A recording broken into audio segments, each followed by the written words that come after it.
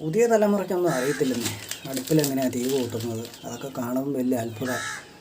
പണ്ട് ഹോട്ടലിൽ വന്ന ഒരാൾ ഒരു കോട്ടും സൂട്ടും ഇട്ട് കഴുത്തെ ടാഗും കെട്ടി ഒരു ചെറുപ്പക്കാരൻ ബീഫ് ഫ്രൈ മേടിച്ച് കഴിച്ചിട്ട് മാനേരെ വിളിച്ച് അതിനകത്ത് നിന്ന് ഒരു ചെറിയ ബോണിൻ്റെ പീസ് കണ്ടിട്ടെടുത്ത് മാനേരെ വിളിച്ച് ചോദിക്കുക, മാനേരെ ഇതെന്താ, ഇംഗ്ലീഷിലാണ് പറഞ്ഞു വിട്ടെ, എനിക്കറിയത്തില്ല, ഇതെന്താ ഇതിനകത്ത് എല്ല് ആണല്ലോ എന്ന്. അപ്പോൾ അവൻ പറഞ്ഞു വെച്ചത് തന്നെയാണെന്ന് പെട്ടെന്ന് മാനേർക്ക് പിടി കിട്ടി. നമ്മൾ അവർ ഹോട്ടലുകാരെല്ലാം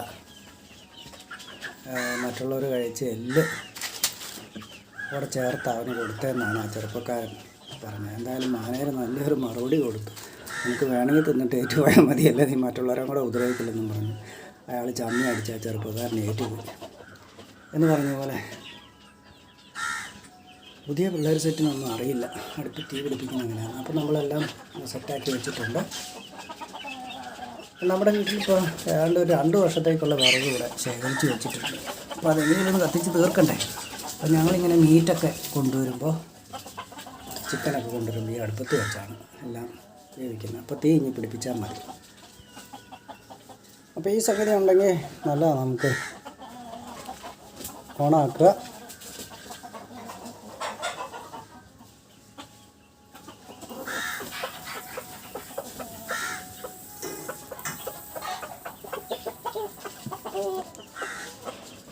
മെഴുകുതിരി കത്തിച്ചെടുക്കാം.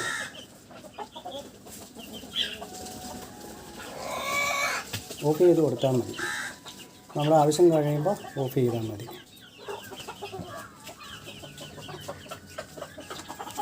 അപ്പം നമുക്കിവിടെ ഗ്യാസ് ഇല്ലാത്തതുകൊണ്ടൊന്നുമല്ല ഓട്ടോ അടുപ്പിൽ ഇങ്ങനെ തീ കത്തിക്കുന്നത്. ഞങ്ങളുടെ ഗ്യാസും ഉണ്ടായിരുന്നു, പിന്നെ നിലവിൽ ഇവിടെ ഉണ്ടായിരുന്ന ഗ്യാസും ഉണ്ട്. അങ്ങനെ ടോട്ടലി 4 കുറ്റിയുണ്ട് നമുക്ക്. അതെല്ലാം ഫില്ലാണ്. ഞാൻ പറഞ്ഞു തന്നെ, ഞങ്ങളിവിടെ വന്നു കഴിഞ്ഞിട്ട് ഇവിടെ അച്ഛനും അമ്മയും മാത്രമേ ഉള്ളായിരുന്നു. അവർ എനിക്ക് തോന്നുന്ന ഒരു 1.5 വർഷം മുമ്പാണ് ഗ്യാസ് മേടിച്ചത്. അവർക്കത് 4-5 മാസത്തേക്കുണ്ട് ഗ്യാസ്. അപ്പോൾ ഞങ്ങളിവിടെ വന്നു കഴിഞ്ഞിട്ട് ഈ ഗ്യാസ് ഇപ്പോൾ ഈ കഴിഞ്ഞ ദിവസം ക്ഷാമം ഉണ്ടായപ്പം ഇന്ത്യൻ ഗ്യാസുകാരെ ചോദിച്ചു.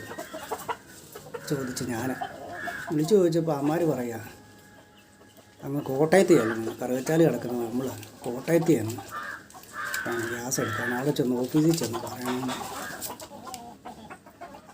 അപ്പോൾ ഇവിടെ ഇവർ ഗ്യാസ് 1.5 വർഷമായിട്ട് ആ മേടിച്ച കുറ്റി ആണ് ഉപയോഗിച്ചുകൊണ്ടിരിക്കുന്നത്.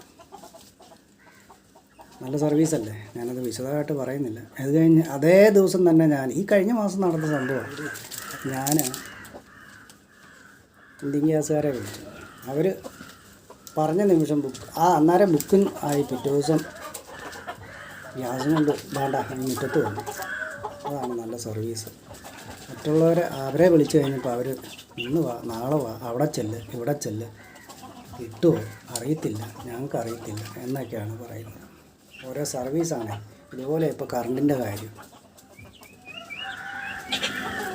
നമ്മൾ തീ പിടിപ്പിച്ചിട്ടുണ്ട് ഉണ്ടോ. അപ്പോൾ സിമ്പിളായിട്ട് തീ പിടിപ്പിച്ചിരിക്കുക. അപ്പോൾ ഞാൻ കൂടെ 1 വർഷത്തേക്കുള്ള വിറക് ഇവിടെ ശേഖരിച്ച് വെച്ചിരിക്കുക. അപ്പോൾ അത് കത്തിച്ച് തീർക്കണം. അതുകൊണ്ടാണ് ഗ്യാസ് ഉപയോഗിക്കാറ്.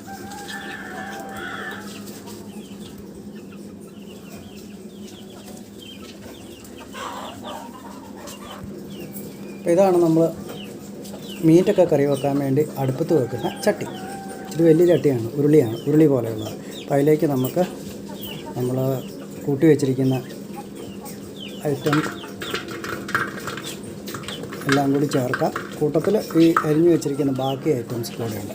അപ്പോൾ അതും കൂടെ ചേർത്ത് ഞാൻ പേര് പറയാൻ മറന്നുപോയല്ലോ. അപ്പോൾ നമ്മൾ ഇന്ന് ഉണ്ടാക്കുന്നത് നാടൻ രീതിയിലുള്ള ഒരു ബീഫ് ഫ്രൈ ആണ്.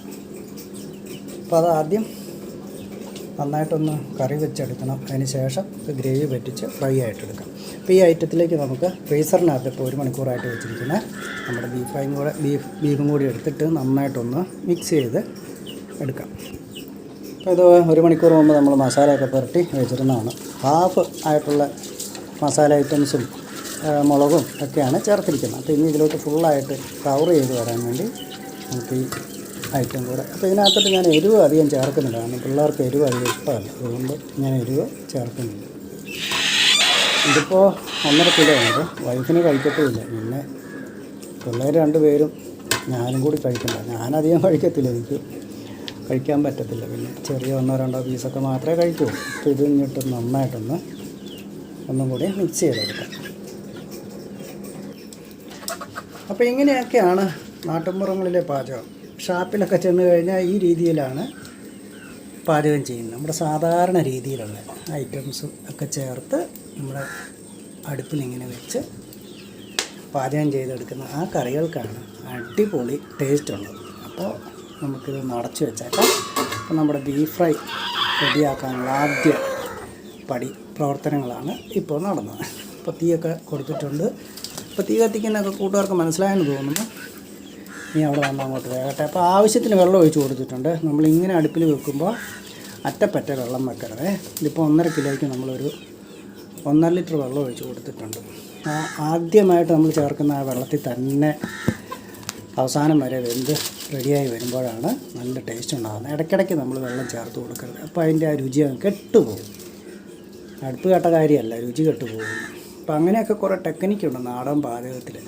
ഇതൊക്കെ ഞാനെങ്ങനെയാണ് പഠിച്ചതെന്ന് ചോദിച്ചു കഴിഞ്ഞാൽ, ഞാൻ എൻ്റെ അമ്മച്ചി പാചകം ചെയ്തുകൊണ്ടിരിക്കുമ്പോൾ അതൊക്കെ പോയി കണ്ട് മനസ്സിലാക്കി വെക്കുമായിരുന്നു ചെറുപ്പത്തിൽ. അതുകൊണ്ടാണ് ഇപ്പോൾ എനിക്കിത് ഉപകാരമായത്. ഈ ആധുനിക കാലഘട്ടത്തിൽ യൂട്യൂബൊക്കെ തകർത്ത് വാഴുന്ന ഈ കാലഘട്ടത്തിൽ ഇത്തരം പാചക രീതികളൊക്കെ നമ്മൾ ചെയ്യുന്ന ചുമ്മാ പുസ്തകത്തിൽ നോക്കി പഠിച്ചോ, അല്ലെങ്കിൽ നമ്മുടെ മറ്റേ ആ ചേച്ചി ഉണ്ടല്ലോ, നമ്മുടെ എന്നാ മാത്യു ആണ്, അവരുടെ പുസ്തകം നോക്കി പഠിച്ചതൊന്നുമല്ല. ഇത് ഞാൻ തനതായി നമ്മുടെ അമ്മച്ചി ഉണ്ടാക്കുന്ന പാചകമൊക്കെ കണ്ട് പഠിച്ചതാണ്. അതുകൊണ്ട്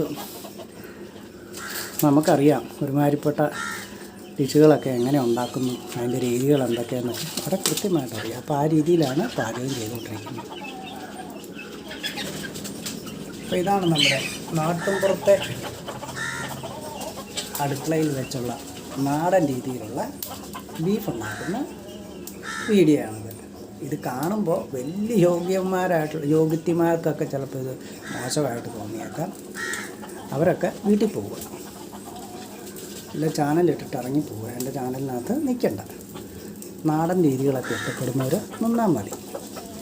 ഓക്കെ, നിങ്ങളുടെ അഭിപ്രായങ്ങളൊക്കെ കമൻ്റായിട്ട് രേഖപ്പെടുത്തണം. സബ്സ്ക്രൈബ് ചെയ്യുക. ഷെയറൊന്നും ചെയ്യേണ്ട, കാരണം ഇത് എല്ലാവർക്കും ഒന്നും പിടിച്ചൊന്നും വരത്തില്ല. അതുകൊണ്ട് ഷെയറൊന്നും ചെയ്യേണ്ട. നമ്മുടെ ചാനലൊന്ന് സബ്സ്ക്രൈബ് ചെയ്യുക. അപ്പോൾ ഫ്രൈ ആകുന്ന